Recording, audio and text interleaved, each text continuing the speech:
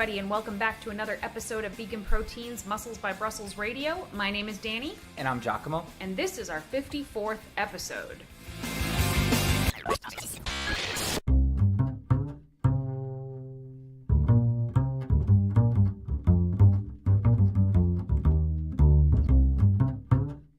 Alright, so this has been a wild couple of weeks, and actually, this is probably going to be the first podcast in about 6.5 months that might come out one day late. And you know what? I'll freaking take it, because we're recording it right now on the day it's supposed to come out. And why is that, 𝐃𝐨𝐽?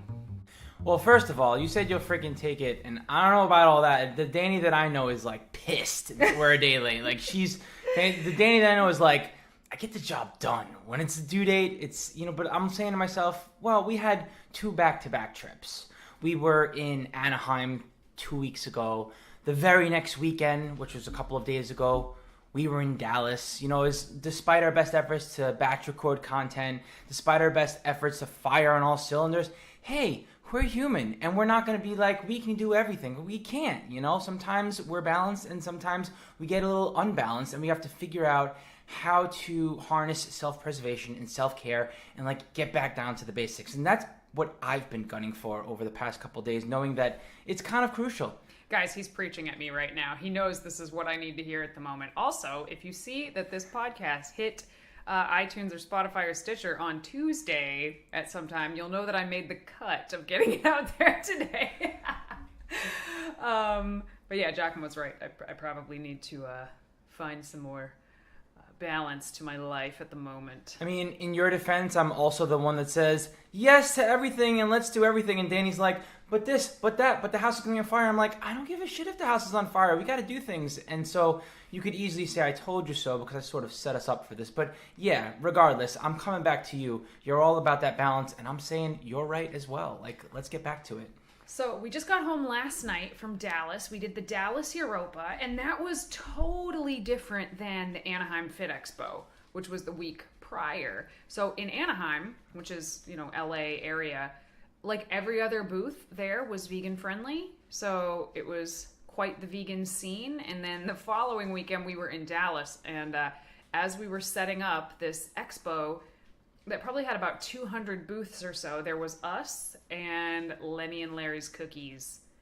And actually this one other booth called Read the Label that makes these plant-based sauces. But that was it for vegan booths. And I was like, oh, we're not in Kansas anymore. This is going to be totally different. And you know what?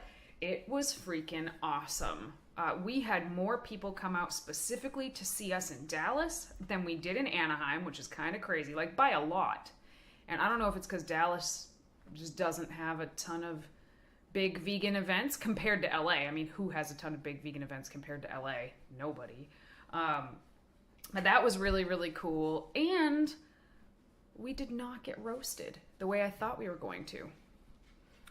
Well, for one, as far as people coming out, you and I do have some deep roots in Austin due to Plant Built, but I also think we're not the only ones that realize that it's important to make a presence in Texas, in Dallas, and so the vegans came out to play and be like, hey, we're here and our voices and our message are going to be heard, and that's pretty much what we set out to accomplish, and that was what happened.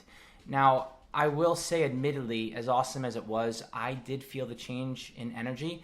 I don't know if it's just what I perceived and projected, because I felt like we were in Dallas, we were in cow country, as Robert likes to call it. But I do think that there was a little bit of a difference as far as the way people were feeling us out.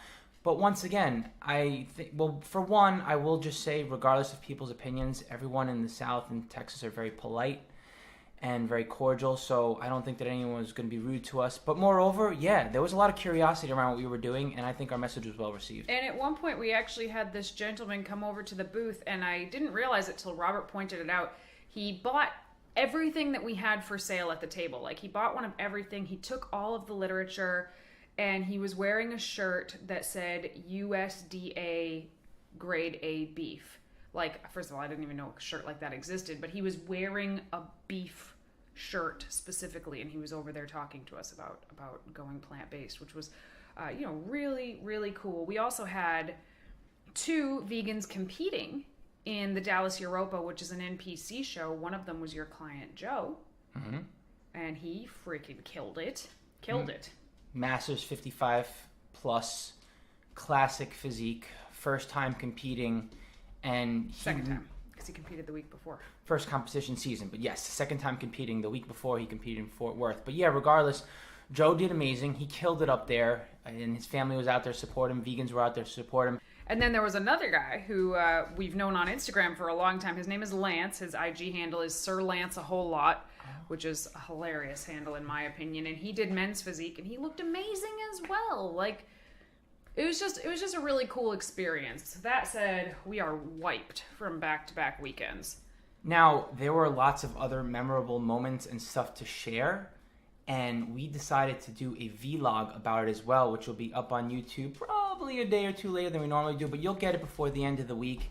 And anyway, if you're curious to know a little bit more and get a visual of the overall experience at Dallas, check that out on our YouTube. But why don't we dig right into what we want to talk about today on this episode?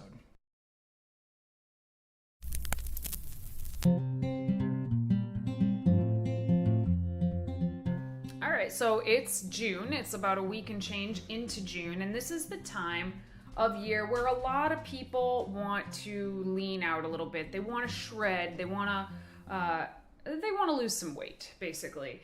And is that good or bad? I don't know. That's not for me to decide. People set their own goals. I just help them get there. But a lot of people want to lose weight, and I'm in a lot of fitness Facebook groups, and something I see come up a lot is questions from people that essentially the question is like, I can't lose weight no matter how hard I try. I don't know what I'm doing wrong. I don't think weight loss is for me. And it's just something that I wanted to talk about because I feel like there's a lot that needs to be said about this particular topic where people just think they can't lose weight and what that usually comes down to. For one, for the record, I never discourage anyone from setting a micro goal because you never know what's going to be the catalyst for long-term change. And I think it's important to not lose perspective on that. Like, ultimately, where are we coming from and where are we looking to go long-term and how to do it in a sustainable fashion. There's absolutely nothing wrong with setting a short-term goal of weight loss for, say, the changing of the season. And you want to be out in the summer and feel comfortable in your body. You want to make a little bit of a progress in regards to weight loss. That's totally cool. The thing of it is, you have to realize that it's still going to take time. Nothing's going to happen in 1, 2, 3, 4 weeks. And there is some things that you'll need to learn, not just through experience, but before you even get started. First and foremost, the golden rule here when it comes to weight loss is that it is calories in versus calories out. And I think it is important to accept that as truth and as fact, because if you can't understand and wrap your head around that, you're going to get caught up in some guru kind of stuff. You're going to get caught up in some sort of like, well, I can just eat all the fruit because I'll naturally feel full. Like our behavior around food, whether we realize it or not, influences our ability to diet. And likewise, if someone's goal is to gain muscle or gain weight, which is a lot of people's goals as well, again, it is calories in versus calories out. This is a simple law of physics. Y'all probably learned it in like 6th grade. Like, energy can neither be created nor destroyed. It can only be transferred. If you eat more energy than you spend, you will store that energy as muscle or body fat. Likewise, if your body is expending more energy than it is taking in, you will use that stored body fat as energy. So, as much as everybody has heard it, it's been said a million times, but I don't think that it's 100% understood that all weight loss, whether that's fat loss or muscle loss or weight gain, whether that's muscle gain or fat gain, it all comes down to calories in versus calories out. We start with that as our premise, and we understand that, and then we go from there. And I say this because it's important to not take anything away from the doctors, from the scientists, from the studies, from the research that we would like to talk a little bit more about and expand on today's episode. Because while it is calories in versus calories out, there are a lot of other things at work when people are like, well, I've heard inquiries come to me and be like, well, I'm consuming 1,000 calories and my body weight is, 130 pounds, and I'm staying the same weight or gaining weight. Now you think about that and it's kind of ludicrous, because if it's calories in versus calories out and this person is basically starving and eating less than anyone ever should in pretty much 99% of scenarios, why aren't they losing weight, Danny? So calories in, calories out, very simple, right? It's a super simple concept. It's a math equation, right? But there's a lot that goes into each side that makes it more of a complicated math equation than just what the nutrition label says on the food versus what the treadmill says you're burning while you're running on it. Like, there's a lot more to both sides, really. And then there's one huge, monumental mistake most people make, and we're going to save that for the end of this discussion.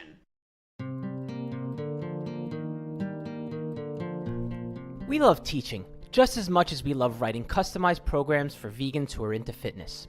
With our vegan fat loss course, you get the benefit of both.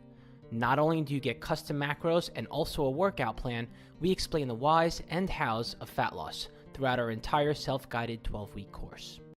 You'll receive exclusive access to our VIP area on VeganProteins.com, where you'll have access to our private menu planner and other tools. With a combination of self-guided curriculum, hands-on monthly updates, and access to our private coaching community, you'll be set up for success from the moment you sign up. If your goal is to learn all about how to efficiently lose fat on a vegan diet and apply it to your lifestyle, then this is the course for you. If you're interested in learning more about and signing up for our 12-week vegan fat loss course, you can visit veganproteins.com or use the link in our show notes. Or you can submit a coaching inquiry by hitting the coaching tab on veganproteins.com. Reach out anytime, as we always look forward to hearing from you. So we'll first talk about the ways in which we can really misinterpret how much we're consuming and the ways we can really misinterpret how much we're actually expending, so that we think we're eating less than we're burning, but we may not be, whether that's of our own fault or just something going on in our body. So we'll get into that. Obviously, this isn't going to cover all of it, and very, very obviously, Giacomo and I are not doctors. So if you think that you might have certain conditions that we will mention in a bit, definitely talk to a doctor about it. Don't do your research for this one on the internet. Talk to a doc. Okay, so first we're going to talk about calories in, the calories that we're taking in, and how even when you are tracking stuff in MyFitnessPal, like, it can be wrong, and that's important to know. So first, we've mentioned this before on the podcast. In the United States anyway, nutrition labels can be up to 20% off in terms of calories or carbohydrates or fats or what have you, up to 20%. So if you're eating something that's 100 calories on the label, could be 80 calories, could be 120 calories. Now, if that's something you're eating every day, sometimes multiple times a day, that can add up to a huge difference. And of course, this isn't something you can know. So you'll never know if something is over or under, really, unless you have a bomb calorie meter in your house, which we don't. That only exists in a lab. So I like to tell people, this is just something that I like to think about. If the macronutrients on something sound too good to be true, they probably are. They probably are. I've seen a lot of like diet foods come out, you know, they exist, everybody loves them, and then it comes out later that the labels were actually wrong, like pretty dang wrong. And it shouldn't come as too much of a surprise that if something tastes like amazing and the macros look insane, they're probably off. And not to go too off tangent over here, because ultimately if our goal is simple and it's weight loss and we track, we should be all right. However, this is an inherent flaw in flexible dieting, because if we wind up eating too differently on a daily basis and nutrition labels are off, our daily caloric average will likely be off. Does that make sense? Because if you think about it, if you're eating the same foods again and again, it doesn't matter if they can have a variance of plus or minus 20% calories per food choice, because you're eating the same foods every day. Your caloric average is going to be the same. Who cares if it's slightly off, it's a little higher and lower than what you thought? You're still at the same maintenance, surplus, or deficit that you're consuming on average. Once again, not to go too off tangent, but that is one of our strategies, and we talk about dieting strategies, and I forget which episode number that is, but take a look at that. A couple episodes back. Take a look a couple episodes back and you'll see that. So yeah, another thing is with diet foods specifically, if something has fewer than 5 calories per serving, or if something has fewer than a half a gram of either carbs or fats per serving, they can legally list it as 0. So if something has 3 calories, they can put it as 0. So if something has less than a half a gram of fat per serving, they can list it as 0. And you're probably like, Danny, who cares? It's a half a gram of fat. Let's take, for example, cooking spray, something that I use plenty. 1 serving of cooking spray is a 1/4 second spray. Now, I don't know about you, when I'm spraying like a baking sheet to roast my vegetables, for example, it's probably taken me about 3 seconds to spray the whole sheet. 3 seconds is 12 servings, so that's going to be 6 grams of fat. That's like 50 calories. If you're doing that every day, it tacks something on, but we're counting it as 0. And again, this is not to make you super neurotic about what you are tracking or like afraid to use cooking spray or chewing gum or whatever. It's just so that you can be aware that the caloric intake can sometimes be off. So another way that it can be off is with fiber. So again, this is super confusing in the United States, but I also think that it can be a bit misleading outside of the United States as well. So the reason it's super confusing in the United States is that some companies will count fiber as carbohydrates and count those calories. So carbohydrates have 4 calories per gram, and sometimes people will count fiber, which is a type of carbohydrate, although it gets broken down into essential fatty acids. It's confusing. In my opinion, it should be its own macronutrient, but it's not. We count it as carbohydrates. But some companies will count the fiber as 4 calories per gram. In actuality, we only extract about 1 to 2 calories per gram of fiber. So the companies that count the fiber as 4 calories per gram, they're overestimating how many calories are in their food. And the companies that don't count fiber at all, which is what they do outside of the United States. I don't know if they do it in Canada, but certainly in the UK and in Australia, they don't count fiber calories at all. But there are some calories in fiber, just fewer. So this can definitely throw off your calorie count as well. So this is why, to me, it's important to keep fiber roughly consistent every day. You don't have to hit it to the gram, but I like to have a range and I like to always stay within that range. And that helps me make sure that even though I might not know the exact number, I know at least I'm consistent. Yeah, for sure. It's just important to think about these things a little bit and obviously not obsess over them. Just be aware of nutrition facts. Some companies purposely report inaccurate information. They try to skirt by or make a food look better than it actually is as far as its macronutrients or micronutrients are concerned. Other companies, sometimes just their sources change and their reporting is just inaccurate. It's not even intentional. And it's just a matter of the food needing to be retested again. And then all of a sudden the nutrients, the macronutrients change.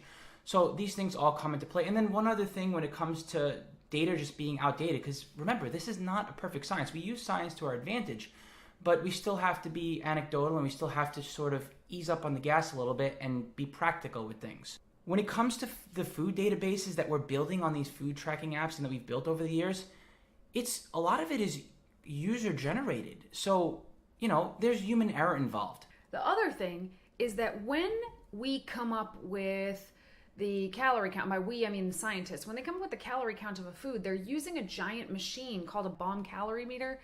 And a bomb calorie meter is going to extract the calories the most efficient way possible. And we might not always do that. Humans are not actually machines. We like to think we are, but we're not machines.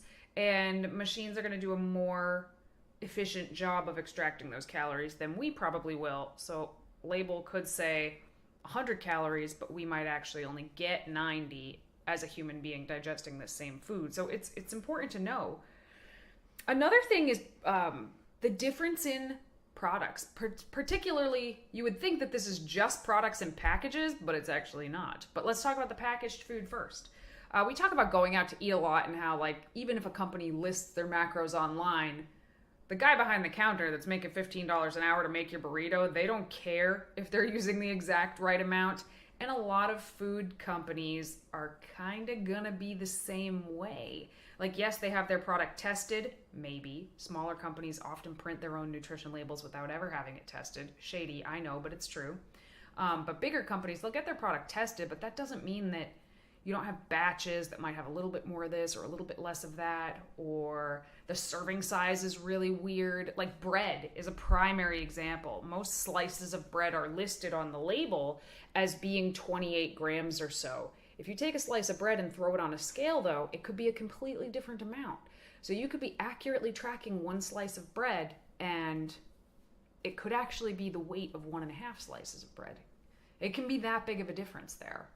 Well, yeah. I mean, it's not like food companies are trying to standardize everything to the umpteenth degree. Well, they are. Big ones. Really, really big companies are. But not necessarily the small ones. Or medium-sized ones. Like, let's take Dave's Killer Bread. That's a prime example. It's not Wonder Bread. It's not a huge company like that, but it's not like a little mom-and-pop shop either. It's like a mid-range. But you know that you've gotten batches of bread that are a little different than other batches of bread. That's going to affect the nutritional content. Good point. So that's packaged food, but also there are things that affect, yes, good old fruits and vegetables, nuts and seeds, and legumes, and things that grow right out of the ground can have different calorie contents. This is gonna probably upset you. So, growing conditions in which certain produce is grown is going to change the nutritional content of it. So things like soil, the climate, the sunlight, other factors are going to change, obviously, the nutritional content, the vitamins and minerals for sure, but also sometimes the caloric content as well. And also the ripeness at which something is picked. And something I think we can all definitely relate to is a banana.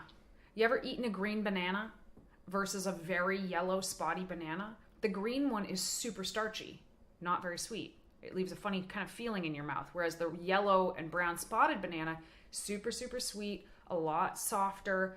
Those are gonna have different nutritional values between the two fruits. Even if it's the same fruit, just a week and a half later, it's gonna have different nutritional content. Well, let me stop for a second and just make sure that I'm understanding you correctly, because we're throwing out a lot of information over here, and I want to make sure we're all digesting it. Lol. Are you saying that the higher the nutrient value of a food, the more digestible it might be able to be? Not necessarily. Okay. Not necessarily. I'm just saying that if you pick a green tomato, it's going to have a different nutritional content than a red tomato. Okay. Not that it's better or worse or more or less digestible necessarily, but just that it's different. But we just always call a tomato a tomato. And I actually have this problem when I'm eating plantains, because plantains are a good example. You can eat them bright green or you can eat them almost black. I know that they have a different nutritional content. I'll be damned if I can find it. Like, it's very hard to find.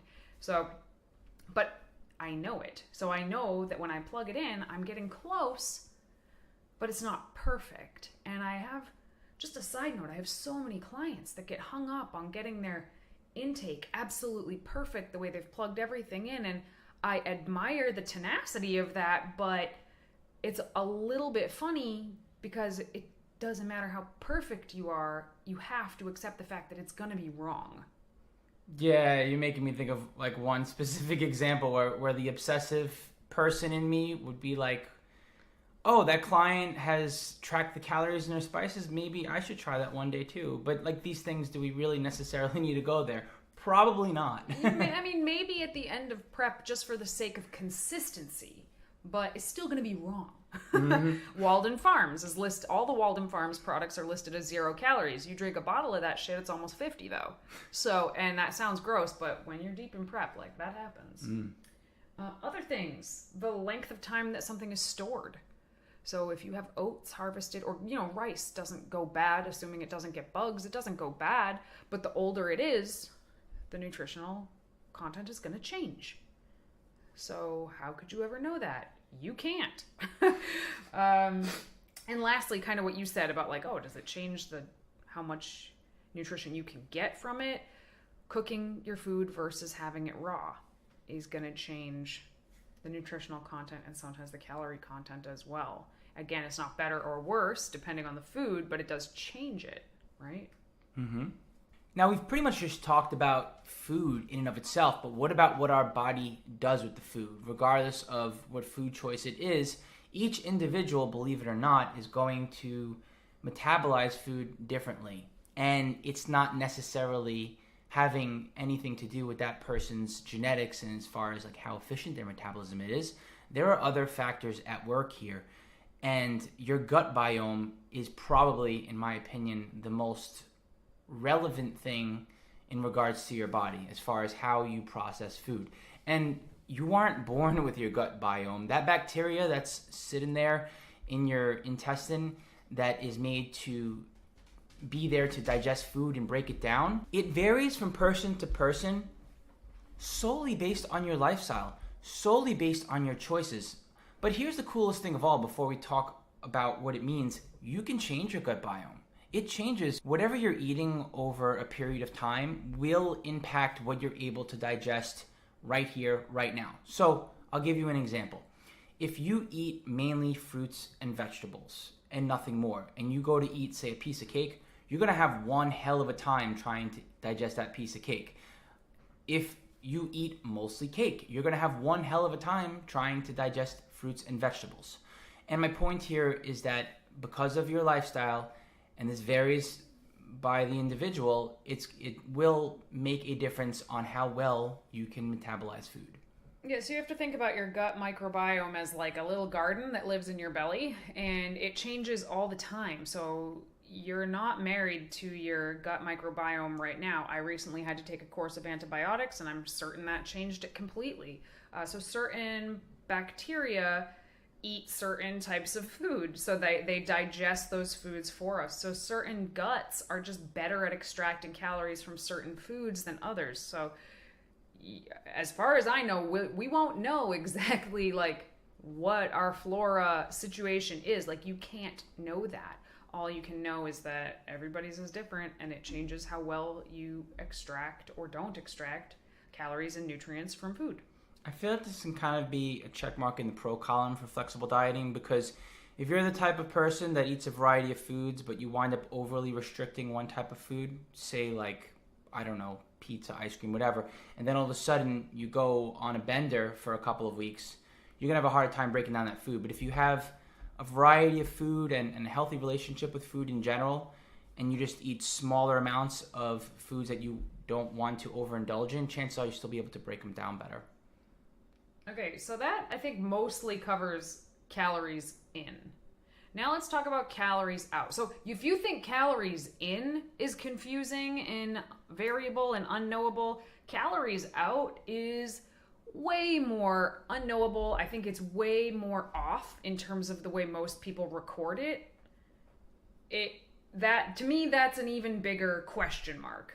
So let's talk about calories out. So we know that there's certain ways that we burn calories. We burn calories just by being alive, like breathing and sweating and sleeping.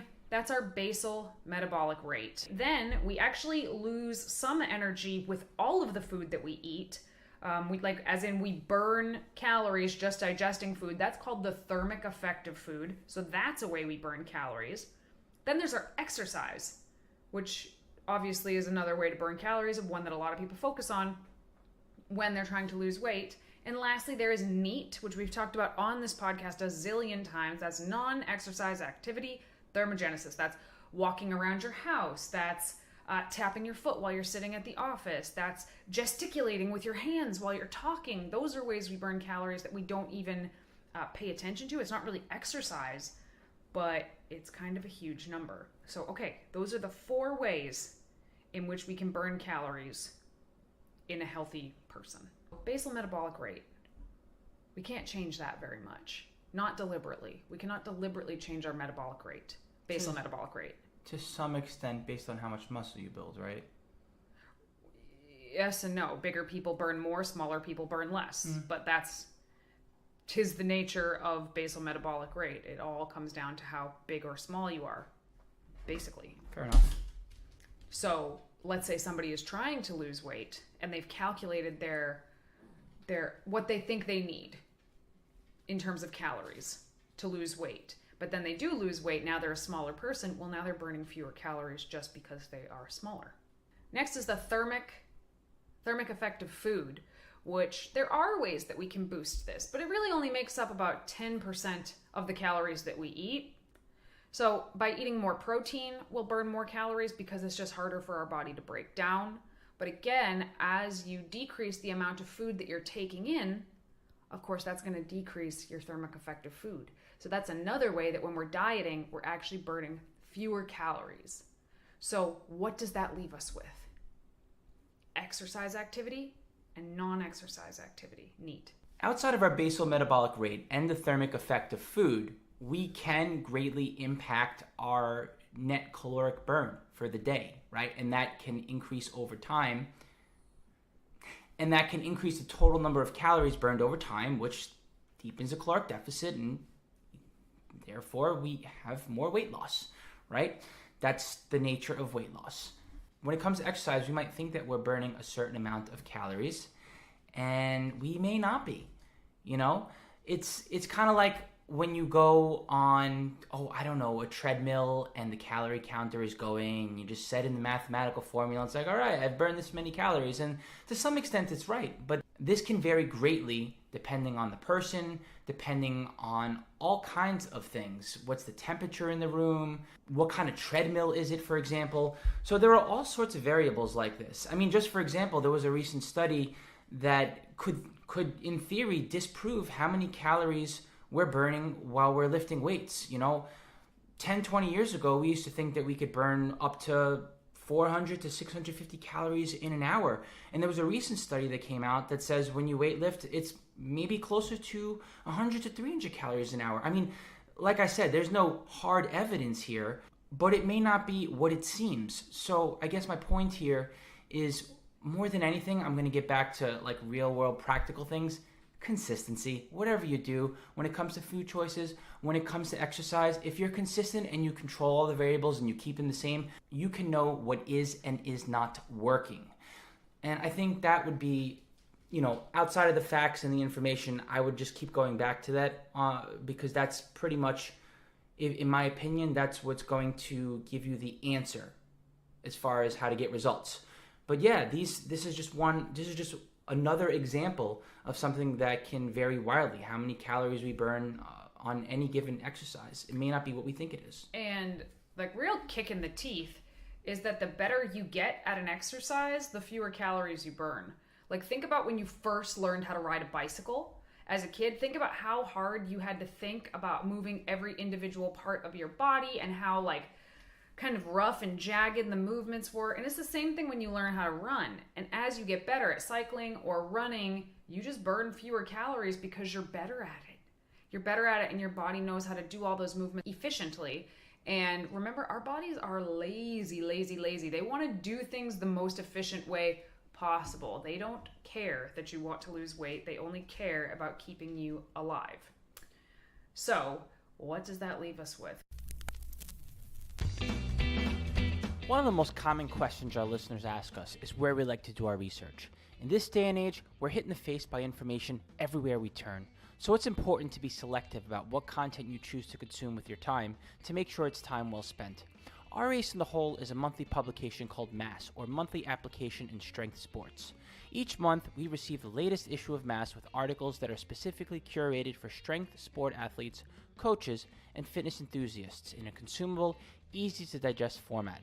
Greg Nuckols, Eric Helms, and Mike Zordos are not only leaders in the industry, they have committed their careers to sifting through thousands of studies and journals on the latest in fitness science to find the most relevant cutting-edge info so you don't have to. If there was only one research source you could spend your time and energy reading to keep up with the evidence-based fitness world, in our opinion, it would be MASS. Learn more about how to subscribe to their monthly digest at bit.ly/VPMass. And that link will also be in the show notes, so should you want to keep on listening and check it out later, you can. If there's only one thing we have learned, it's to never stop learning. Hope you find our secret weapon as useful as we do. Well, the biggest piece, in my opinion, in any sort of a fat loss phase or a weight loss phase is actually NEAT. It's not your cardio. It's not getting on a treadmill and running for 30 minutes a day. It's what you do the other 23 and a half hours of the day. How much movement are you getting in during the rest of the day? Are you sitting at your desk all day long and never getting up? Are you going for a walk on your lunch break? Are you pacing around while you talk on the phone? All of these little things add up so much. I wear a Fitbit, and it's actually, in my opinion, it's surprisingly accurate. I thought that it would be way further off than it is. But I could have another friend of mine who's about the same size as me, and we can do roughly the same amount of steps. We could train together, and at the end of the day, her caloric burn is so much higher than mine, and I think it's because she's super hyper. Like, she just like zips around all the time, and that is her NEAT, giving her significantly more calories burned in a day than I am, who's just like more of like a chill, slow-moving creature. And it's not something I think about. It's not something she thinks about, but it's still the facts of the matter. And what this means for me and my clients when we're in a weight loss phase or a fat loss phase is that I make sure that people are paying attention to not sitting around on their butts. When I'm in any kind of a fat loss phase or a cut, I am standing at my desk, I am typing at my counter, I am going, whenever I am talking on the phone, I'm going for a walk around the block while I do it just to keep myself moving, because the other kick in the teeth, I guess, is that as you actually become successful at this energy deficit, this weight loss, your body starts to slow all these things down without you even knowing it. They can be completely unconscious things. Your body can lower its core temperature to make up for your caloric deficit because it's like, oh, she's not eating enough. Let's burn fewer calories by turning her thermostat down a little bit. Likewise, when I start eating in a surplus, suddenly I'm hot instead of freezing all the time. All of this is NEAT. And NEAT meaning, non-exercise activity. Not just that it's neat, which it is also pretty neat. Our caloric burn, I find when people say I'm burning this many calories a day, it's probably off if you're relying on the treadmill, like Giacomo said. If you are lifting for an hour, but let's say you rest 3 minutes in between sets. Maybe you're actually only lifting for like 30 minutes, but you're still logging it as 500, 600 calories burned. You're probably only burning about 100 calories. And that's a big difference especially when people are eating back their calories, which I don't typically recommend, except for in like elite endurance athlete levels. Eating back their calories? Yeah, a lot of people say that, like, oh, for example, if I give someone a set of macros, they say, okay, do I then also eat back the calories I burned during exercise? And the answer is no. I have one client who we do that with because he sometimes will cycle for like 8 hours on a weekend day. And then I'm like, yeah, you should probably eat some of that back. It depends on the situation. But 90% of the time, especially for most of the people who listen to this podcast, I would say, no, don't do that. Yeah, and not to keep geeking out on stuff, but that is kind of what we do. As far as quantifying how much a metabolism can downregulate, doesn't matter what your starting point is, no matter how fast or slow your metabolism is, before you diet, you have the chance for your metabolism to eventually downregulate by about 15%. Yep. Which means you will be burning 15% fewer calories than predicted, regardless of where you're at in your weight loss journey. So as you're a smaller person and you're burning fewer calories because you're a smaller person, if you're in a caloric deficit and your goal is to keep dropping weight, at that given point in time, you'll be burning 15% calories fewer. You'll be burning 15% fewer calories unless you strategically make up that deficit by way of NEAT. And I remember distinctly, it was like 7 years ago, and both you and I came to the realization that that's what we needed to do consciously. We were not moving. We were both on prep at the same time, and guys, it was a sight. We were both on contest prep at the same time. It was almost over, so our calories were as low as they were going to get. We had our training, we had our cardio, and we had our macros. And outside of eating, training, or doing our formal cardio, what did we do? Nothing. Outside of that, we would do nothing. We would literally sit on the couch and like stare at the wall and like bargain with God if we had to get up to go pee, because that's how sluggish you are at the end of a prep. That's a different story though. We're not talking about prep here. We're just talking about weight loss. But we said we were going to save the one thing, the biggest thing. So everything we just said, and of course, let me back up. There are certainly medical conditions that cause people to burn fewer calories. They just burn fewer calories. So hypothyroid will cause people to burn fewer calories. Menopause, going through menopause will cause you to burn fewer calories. Certain intense bouts of stress where your cortisol is very increased will cause you to burn fewer calories. So I am certainly not saying that you cannot have a medical condition that causes weight loss to be more challenging for you. But it's usually when I say, oh, well, it's calories in, calories out, people say, excuse me, well, I have a condition. Yeah, totally. You might have a condition that causes your calories out to be significantly lower. That doesn't make calories in versus calories out any less true. It means that you expend calories different than somebody who might not have that condition. So if you think you have a condition like hypothyroid, go get it checked out by an endocrinologist, because hormones play a huge role in terms of how many calories you burn. And sometimes it's just the way that we were built and we were prone to it, and all of a sudden we started exuding signs of hypo or hyperthyroidism, which would be the opposite, by the way, where you're burning through calories super fast no matter how much you eat. Still a problem, by the way. And also, anecdotally speaking, if you're constantly trying to be in a deficit for years at a time, you may even disrupt your endocrine system and may even have problems with your thyroid. So we've seen things like that happen too. Just food for thought, I guess. You can change the way your genes are expressed by your lifestyle choices. So even if genetically you might burn fewer calories, there are things you can do to work with that, especially if you have that knowledge. So myself personally, I burn fewer calories than most other people my size. It's not abysmal like I've seen some people's, but it is lower, and I just know that I need to deliberately get my ass up and move more than maybe somebody else who's otherwise my exact same size and activity level. I just need to move more to burn the same number of calories, and that's okay. It's not the end of the world. We're all built different, and we didn't all get dealt the best hand genetically, but I don't think it's a good idea to just let that be the nail in your coffin. But okay, now we'll get to it. The number one thing.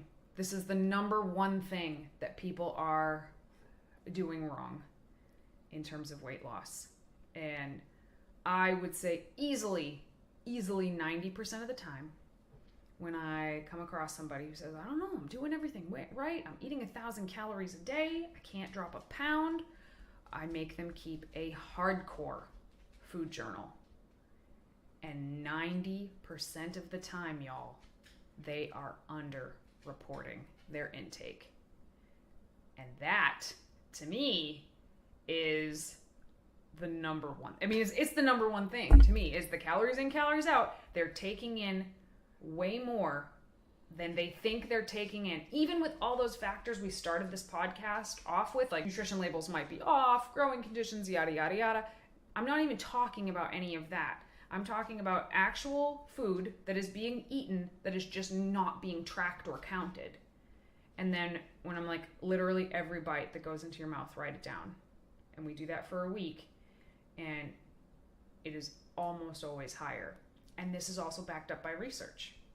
So it's like we get stuck in this hamster wheel of continuing to try to do things, and sometimes we have to like tell a client like, well, hold on, instead of continuing through trial and error here, why don't we figure out exactly what it is that we're working with? And those are kind of tough waters to navigate, because I think for most people, when it comes to wanting to change their physique or wanting to improve their fitness in any way, shape, or form, even if it's just performance in the gym, we want fast results. We want to be impulsive about it. And really, we have to take the time to learn about ourselves. Learn how many calories we're actually getting in. If you don't know what your starting point is, you have no idea where you're going to be able to go. And straight up, the first 5 days where you want to figure out where your starting point is, just logging in a food journal, I can't tell you how many times we can't even get, there's not even necessarily an interest in crossing that starting line, but you do have to take those 3, 4, 5 days and figure out how much you're eating and be honest with yourself. That's it. I'm going to pause you right there. A lot of times people say, well, I'm eating 1,000 calories a day. And maybe they are eating 1,000 calories a day for 4 days. And then on the 5th day, they just can't do it anymore. They eat 3,000 calories. And then the next day, they still feel bad about themselves. Maybe they eat 2,500 calories. And then maybe on the 7th day, they eat 1,000 calories again and start the week over. So actually, when you average it out, they might be eating 1,600 calories a day when you average it out. But they're only seeing the good days and not seeing how, I don't even want to say good days, because 1,000 calories a day is not a good thing, guys. We don't think anybody should be doing that. But they're only seeing those days that they perceive as good. And they're completely pushing the days where they went way over their calories. They're pushing it out of their mind like it didn't happen. And it did happen, whether you wrote it down or not. Now, I don't think this is people trying to be sneaky. I just think that when we do something that isn't in alignment with our goals, when we do something that isn't in alignment with what we told ourselves we were going to do, we like to not think about it because it doesn't make us feel very good. And Giacomo and I are so not immune to this, by the way. We screw up and we like to be like, la la la la la, that didn't happen. But, it did happen. And whether we write it down or not, our bodies know it happened. And our bodies are going to go based off of what we actually took in, not what we wish we had taken in, not what we thought we had taken in. So little bites and licks and tastes of things throughout the day, they add up, and they absolutely add up. You having, eating some food off of your toddler's plate. I'm totally guilty of that, by the way. Anything my niece doesn't eat, I eat, because she's vegan and her food is delicious and fun. But that adds up. All of this stuff adds up, and it's just important to write it down. And here's what I tell people when they don't want to write it down, but then they can't figure out why they can't stick to their diet or whatever. They might think that their normal day when they're not dieting is 1,800 calories. So then when they set their diet, they set it at 1,200 calories. And man, they just can't stick to it for a full week. Mm-hmm. And they can't figure out why. But it's because their starting place was never 1,800 calories. Maybe it was closer to 2,500 calories. And so they should have been having 1,800 calories as a starting point. Or even 2,000, and you could still make progress on it and be much more likely to be able to stick to it. So this isn't a shaming game we're playing here. It's the facts. In recent studies, what they did was they took a group of overweight individuals. They split them in half. They had group 1 and group 2, both of overweight individuals. One group, the scientists gave them 1,200 calories a day. That's what they gave them. Their food was completely controlled. The other group of people self-reported their 1,200 calories. So they were told, go home and eat 1,200 calories and come back. Group 1 lost significantly more weight in the time span than group 2. And when they actually looked at everything that group 2 was eating, it turned out that they were underreporting by, get this, anywhere between 51 to 75%. So that means they thought they were eating 1,200 calories. And this was for science, mind you. This isn't just being accountable to only themselves, like most of us are. So they thought they were eating 1,200 calories. They were actually eating anywhere between 1,800 and 2,100 calories a day. And none of them had documented psychological issues. And during all of the interviews, all of them said I'm eating pretty normally, which they might have been eating normally, because it's normal to underreport. It's not until you really dig in and say, all right, God damn it, everything I eat, I'm going to track it, even if I hate the number that I see. Even if I plug everything in and I'm like, oh, and this has happened to me where I'm I'm eating about 2,000 calories a day, give or take. In the off season, I don't track every day. I have a rough idea of how much I'm eating. And recently I thought that I was eating about 2,200 calories a day. And I tracked a pretty normal day, and it was 2,800 calories. And so that's what I'm eating right now, apparently.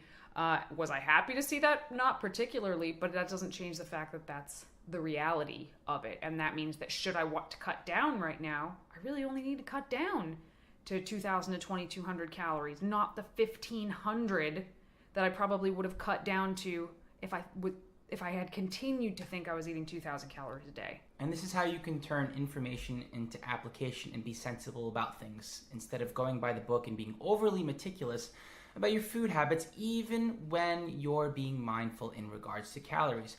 Also, it's a way to be strategic. Point. We use this as a strategy where let's say we set the caloric goal at, 1,900. And we don't follow tracking super closely to 1,900. We just try to eat within a range of 1,900. We make progress, we drop weight, the client keeps going, and all of a sudden it starts to plateau. And now we say to them, okay, now I want you to be even more diligent about weighing and tracking and measuring at 1,900. So these are ways to basically be human about dieting as opposed to being machine-like. And this is a way to basically be more sustainable with your efforts, because no one wants to be overly methodical and meticulous. You don't want to be overly neurotic when you don't need to be. Sometimes there comes a time where you need to be, but you don't need to start that way all the time. But if you're trying to get a baseline of where you're at, my suggestion is be neurotic during that week. Be neurotic about tracking, because you're gonna surprise yourself. I guarantee it. Yeah, weight loss, calories in, calories out. Simple, but very, very complicated at the same time. And I guess that is kind of the takeaway. So if you guys have any questions about this, we would love to hear more about it. We look forward to hearing questions from you. We're actually getting a little low in our question jar right now. So if you guys want to shoot us some questions for the podcast, I always screenshot my ones that I get in Instagram. So Instagram at VeganProteins, or 𝐬𝐿 is at Muscles by Brussels, and we will definitely try to answer your question on the podcast.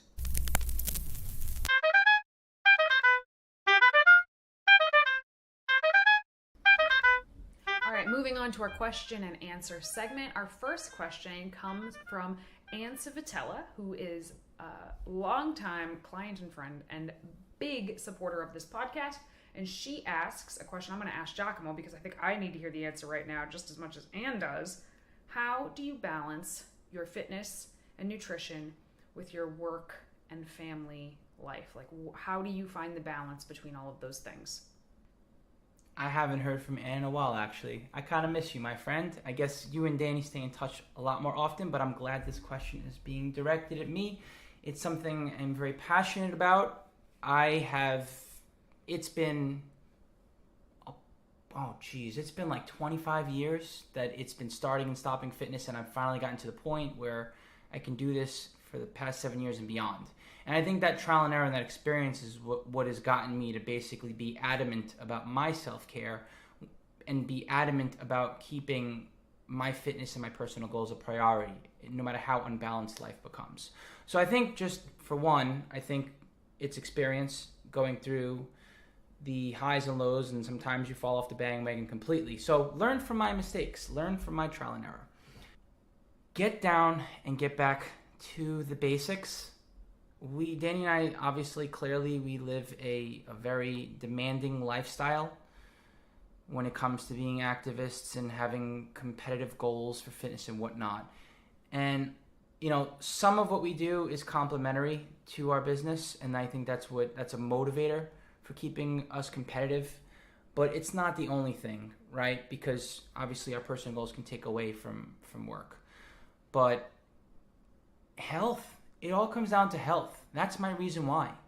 I got into this for health in the first place, not to perform necessarily. I got into this for health and to be the healthiest person I could over time. So I refuse to compromise my health. I know what it feels like to feel healthy, and I know when my health is not optimal. So that's when I get back to what can I do. Actionable things, well, when I wake up in the morning, There are habits that I get back to really fast when I start to see them go. Habit number one would be taking my training bag out and putting it on the kitchen floor, just reminding me like, hey, this is something we're going to be doing today no matter what. Taking my vitamins out and putting them on the counter, like I'm going to get my multivitamin in no matter what.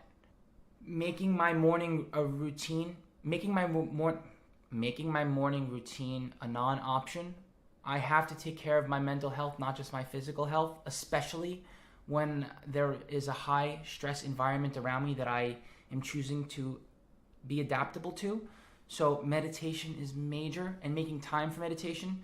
So when scrolling is so distracting that I'm addicted to it no matter what, I take my little handy dandy machine and I set boundaries and I lock it out. I make it so I cannot tap on the social media application. I make it so that I cannot engage in my workflow that I'm addicted to, because I am a workaholic, admittedly. So I literally shut my phone down. I do whatever you need to do. Put it in a different room, turn it off, put it on airplane mode, go in and adjust your screen time. Like, make it so that you can stare at your phone, but you can only use it in the ways that you need to. I have a meditation app. It's pretty much the only thing between 5 a.m. to 10 a.m. that I can do on my phone. So as I'm enjoying my morning cup of coffee, while my phone has all these other things on it, the only thing I can actually click on is meditation. I'm going to click on it. I meditate.